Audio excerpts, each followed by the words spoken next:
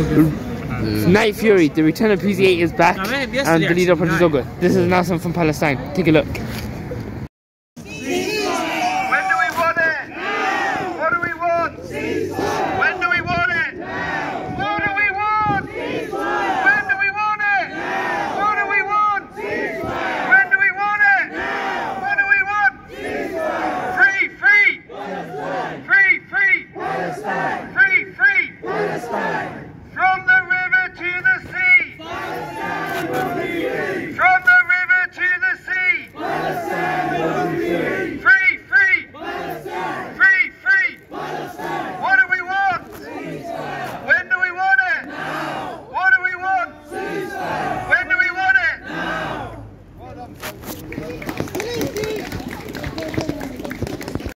Thank you to everyone that's come out to the video. We're going to keep it going. We've got a couple of guests come along who I need to say a few words. First, we'll just ask Flynn to come and say a couple of words. Remember as well, the University Local Housing Campaigner, lives in the bar, has been active here and helping set up the Trade Council. Open mic, if anyone else wants to say anything, welcome. Hopefully one of our colleagues is going to read a poem to us in a minute. We'll wrap up by 1 o'clock. So, Afternoon everyone, Assalamu alaikum, peace be upon you, peace be upon us. I'm also a UCU member, I'm a lecturer at London Bank University, and as he also said, I'm the Secretary of the Townlets Trades Council. We're an umbrella group of trade unions here in the borough, and we took a decision a few weeks ago that we would support the demand for a ceasefire now. We would make sure that we attended as many of the rallies up in town as we possibly could, take our banner along, because as far as we're concerned, war and occupation and bombing are trade union matters. These are matters that overwhelmingly and disproportionately affect working class people, and it is the job of trade unions to stand up for working class people, wherever that may be, under whatever circumstances. So I'm very pleased to be here today. We will continue for as long as it's necessary to demand the end of hostilities in all of the occupied territories. And just finally, this has a particular resonance, doesn't it, in our borough. And some of us can remember back to the mid-2000s, and when a previous Labour MP for the area that I live in, Bristol, Green and Bow, some of the younger ones here may not remember the name Una King. Forgotten by history, she lost her job because she refused to take a principled stand on the question of imperialist war and slaughter. If you do that in Tower Hamlets and you're an elected politician, your job is at risk. So we don't know what's going to happen between now and the election. The election, in a way, is just an incident. We demand a safe, peaceful future for the people of Gaza, the people of Palestine, and for that matter, the people of Israel. So solidarity, everyone. Thanks very much. See you the next time.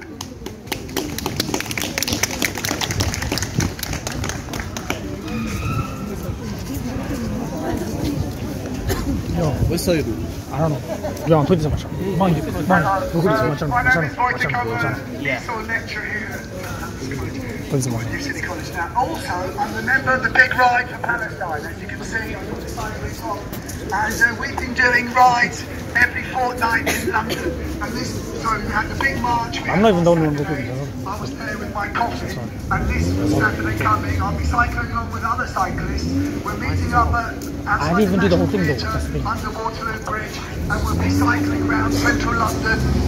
And so 30 or so cyclists, I think, will be seen by thousands of people. Not only seen, but heard, because we are very, very noisy. Right, all the Christmas shoppers are out there on Oxford Street, Regent Street, Piccadilly Circus, all the places that we visit, and they will see that the people of this country care about what is happening in Gaza, care about the genocide, and are totally opposed to the stance that the government has taken and the opposition has taken, which is morally reprehensible. All right, we have to support the people in Gaza because their grave injustice is being done to them. All right, it is genocide, And we also should write to Absalom Begum, thank her for voting for the ceasefire, but we should also write to Roshamara Ali, all right?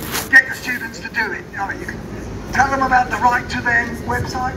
They can write and tell their MPs what they think about the situation in Gaza, and that it is morally obscene that they are not voting for a ceasefire, and demanding that their MPs, that the leader of the opposition and the government demand that we impose sanctions on Israel straight away.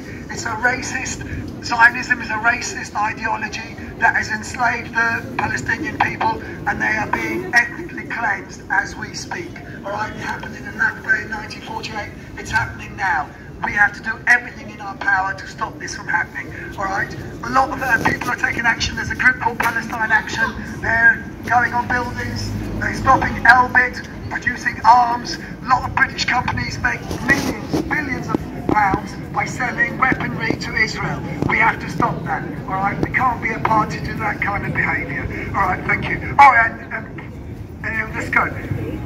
From the river to the sea! Palestine will be free! From the river to the sea! Palestine will be free! What do we want? Ceasefire! When do we want it? Now! What do we want? Ceasefire! When do we want it? Now! Ceasefire now! Ceasefire now! Ceasefire now! Ceasefire now! Ceasefire now! Ceasefire now! Perhaps Jorge would like to say a few words. No, he hasn't heard. All right, thank you.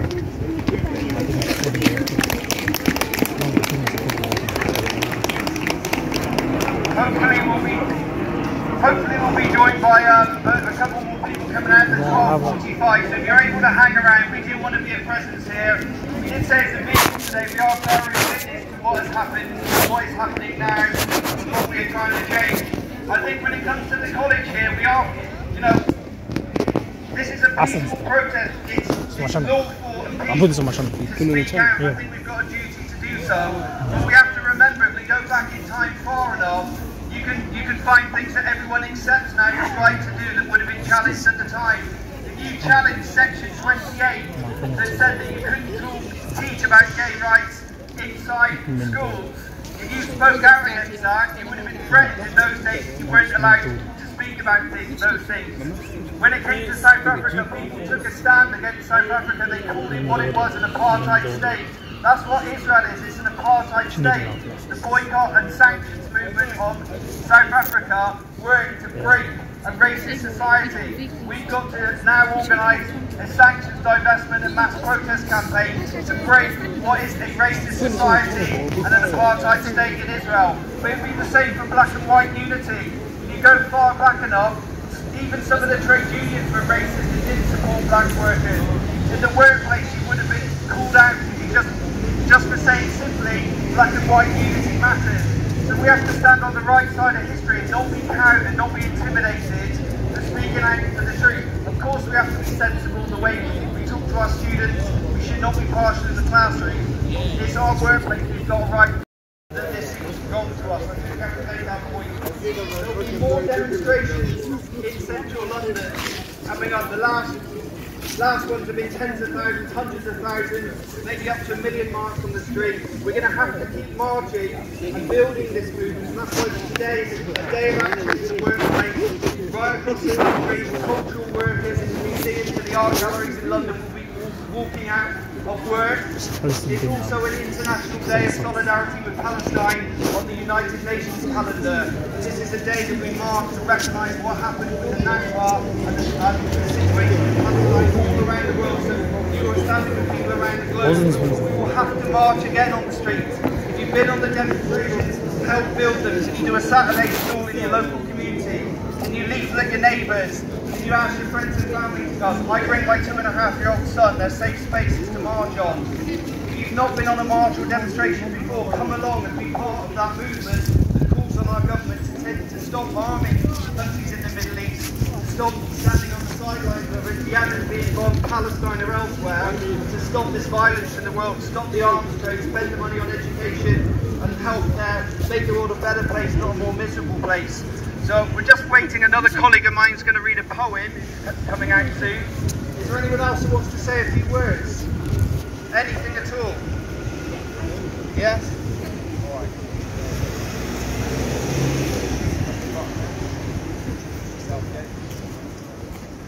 Hello everyone. This is Rabea. This is Rabea speaking. Oh my god. I just want to say.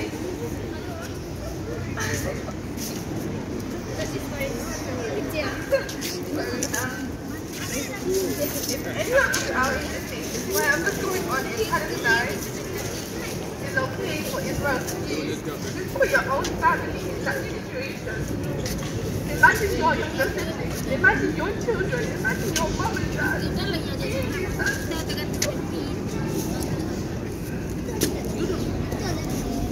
Some of us enjoy fireworks. At the same time, the sound that putting your children here for no reason. They get scared. Today my younger brother got scared because our upstairs neighbor was drilling something. He's only 4 years old. Imagine what the Palestinian children are seeing. Imagine the sounds they're hearing.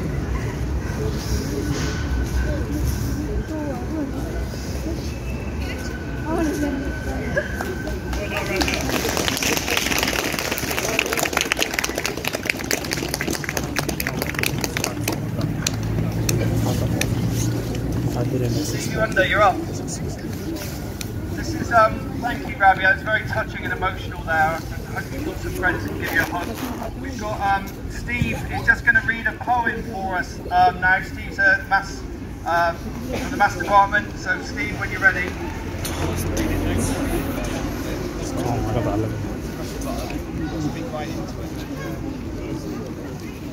This poem was written by Michael Rosen. If you don't know Michael Rosen, he's a children's author, poet, and an all-round very interesting guy. He wrote this in 2014 after Israeli bombing of Gaza, and Israel banned radio adverts listing the names of the children that had died. They put a sort of media blackout on what has actually happened. So in response to that, Michael Rosen wrote this poem.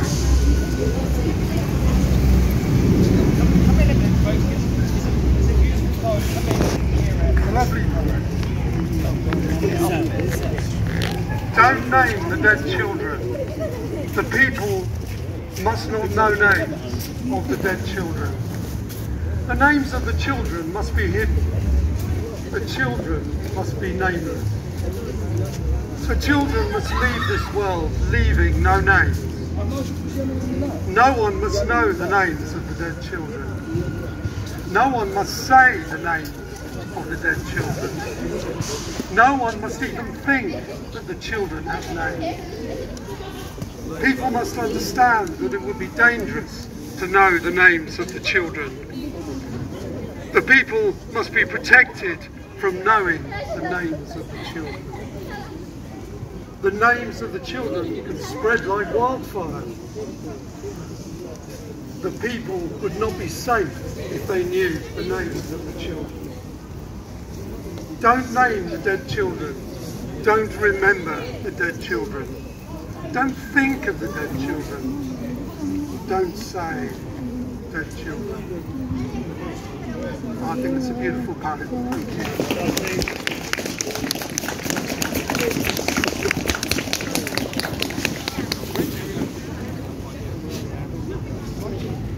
Okay, we'll wrap up and make a...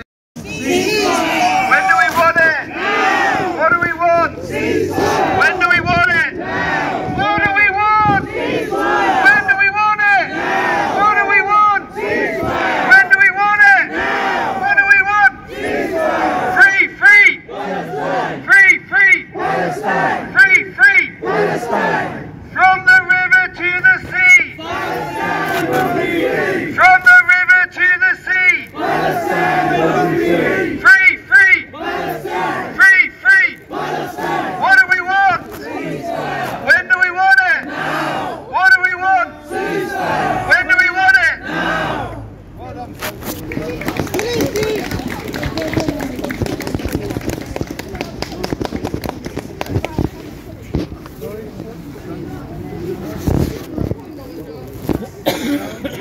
No more wars.